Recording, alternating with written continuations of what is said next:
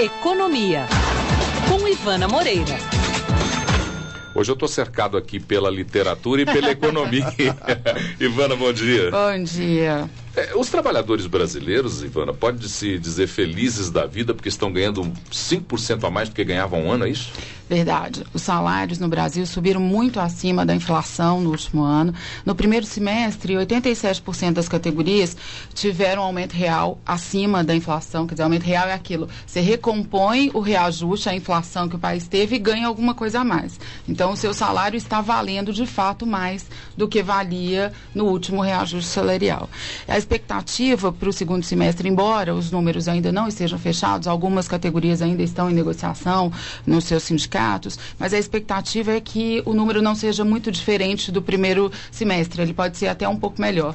Então, aí a grande maioria das categorias que têm database no segundo semestre deverão ter também um reajuste acima da inflação, o que resulta em aumento real de salário.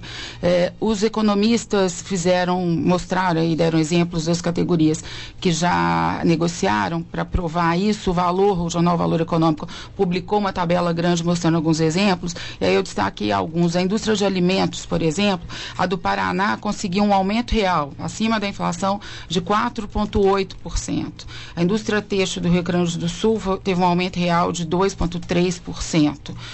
Os metalúrgicos do ABC, que são sempre uma categoria que vira uma referência para a negociação dos metalúrgicos no país inteiro, tiveram também quase 5%. O reajuste foi de 4,7% acima da inflação como ganho real.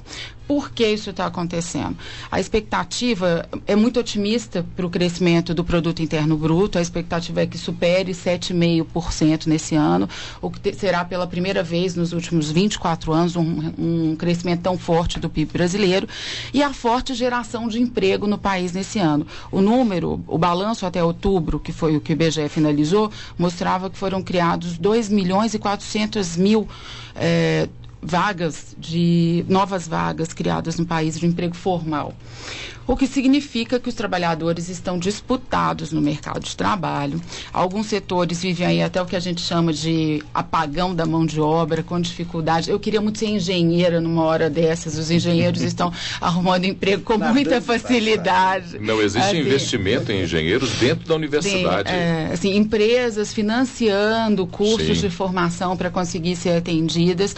Então, é um dos setores onde tem uma forte contratação, o que justifica esses aumentos acima da inflação, esses aumentos reais, porque as empresas são obrigadas a pagarem mais para conseguirem manter os empregados, preencher as vagas que estão em aberto. Então, obviamente que isso tem um preço. O primeiro preço é o aumento real no custo da folha de pagamento para as empresas. De acordo com os dados do IBGE, em outubro de 2010, a folha de pagamento foi 5,5% mais pesada para as empresas do que em outubro de 2009. E a outra consequência é o aumento da pressão inflacionária, que a gente já falou aqui várias vezes sobre o que está acontecendo com a inflação. A inflação está muito acima do que o governo esperava, do que os analistas estavam já estimando até.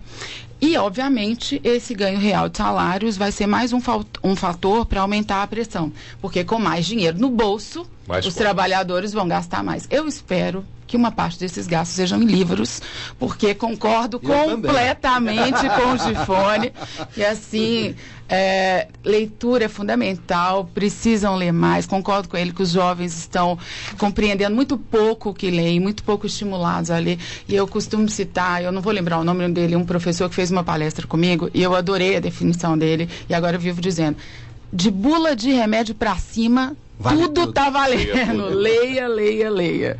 E aí, além disso, outra consequência possível e esperada desse ganho real para os trabalhadores brasileiros é o que a gente também já falou, o aumento da taxa de juros a partir de janeiro, porque para conter essa inflação toda, num primeiro momento, só reajustando a Selic, o que deve acontecer em janeiro. O amargo remédio. Agora, Ivana, eu sou uma pessoa que fico às vezes tentando entender aquilo que não consigo, e quase sempre não consigo entender muitas coisas. Você acabou de me dizer o seguinte, que a média de reajuste, se a gente puser um pelo outro, estamos falando aí em 5%, E aí eu ontem li que os deputados federais querem 61,83% de reajuste nos seus salários. É uma recomposição próxima da inflação? É uma coisa muito próxima, assim, próxima das despesas que eles estão tendo, porque as despesas dele aumentaram muito. Assim, não tem explicação possível do ponto de vista econômico, porque certamente não há nenhum tipo de apagão de mão de obra nessa área. Não, muito pelo contrário. Uma oferta muito grande de gente querendo ser parlamentar. Não tem explicação possível do ponto de vista econômico. Mas do ponto de vista moral é imoral, que o país inteiro fale em 5% de aumento. Estou aqui dando uma excelente notícia, comemorando o fato de que finalmente os brasileiros tiveram um ganho real de 5%. E eu estou também dando uma excelente notícia, que os brasileiros podem desenvolver agora uma massa crítica muito forte no sentido de não permitir que os senhores deputados federais se aumentem inclusive, em 61,83%. Se gastarem mais com livros, terão mais capacidade para fazer essa compreensão e fiscalizar melhor o poder público. Sem dúvida nenhuma. Ivana Moreira, que esteve aqui conosco falando sobre economia, que volta amanhã. Tchau, Ivana. Até amanhã.